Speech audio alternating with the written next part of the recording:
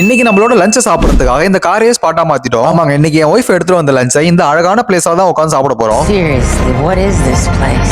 ஆமாங்க, இப்படிப்பட்ட இடத்துல தான் இன்னைக்கு நம்மளோட விக்மேன் வாழ்க்கை வரலாறு டே 42 ஆரம்பிக்க போறோம். இது நம்மளோட ஃப்ரூட் பாக்ஸ். நான் ஓபன் பண்ணோம்னா சர்ப்ரைஸ் ஆகல. சோ திருப்பி என்ன பண்ண சொன்னாங்க. சோ மறுபடியும் சர்ப்ரைஸ் ஆயிட்டு சாப்பிட உட்காந்துட்டோம். அப்படி இன்னைக்கு நம்ம ஆத்துல என்ன சமையல்னு கேட்டீங்கன்னா ராணியும் பிரக்கோலியும் ஸ்டர் ஃப்ரை செஞ்சு எடுத்துட்டு வந்தாங்க. இன்னொரு சைட் டிஷ்ஷா தவும் மெயின் டிஷ்ஷா அந்த தக்காளி ரைஸும் எடுத்துட்டு வந்தாங்க. சோ ரெண்டு பேரோட லஞ்ச் பாக்ஸையும் ஓபன் பண்ணி செட் பண்ணிட்டு சாப்பிட ரெடி ஆயிட்டோம். எனக்கு என்னமோ பாக்ஸ் பார்க்க ரொம்ப கலர்ஃபுல்லா இருந்தது. என்னதான் கலர்ஃபுல்லா இருந்தாலும் ரொம்ப நேரம் பார்த்துட்டே இருக்க முடியல, பசி. சோ ரெண்டு பேரும் அப்படியே ஏதாவது பேசிட்டு சாப்பிட ஆரம்பிச்சோம். இவ்வளவுக்கு நான் தக்காளி சாதம் சாப்பிடவே மாட்டேன். பட் டேஸ்டும் நல்லா இருந்தது. அதே நேரத்துல பசி வேற. So no compromise. அப்படியே பேசிக்கிட்டு செல்ல கீழே வச்சதை மறந்துட்டேன். நான் மலேசியா வந்ததுக்கு அப்புறம் தான் இந்த பிரக்கோலியும் தவும் ரெண்டுமே இங்க அதிகமா சாப்பிடுறேன். இந்தியால தவு நாங்க யூஸ் பண்ணதே இல்ல. ஐ மீன் எங்க வீட்லயும் எங்க சரௌண்டிங்லயும் யூஸ் பண்ணதே இல்ல. பட் இங்க வந்து எனக்கு ரொம்ப பிடிச்சு போச்சு. என்னதான் பார்க்ல உட்கார்ந்து சாப்பிட்டாலும் கரெக்டா குப்பையெல்லாம் டிஸ்போஸ் பண்ணிட்டேன். அப்படி டஸ்ட்பின்ல போட்டு வர்றப்போ பண்ணல ஒரு திமிரு ஒரு ஆங்காரம்.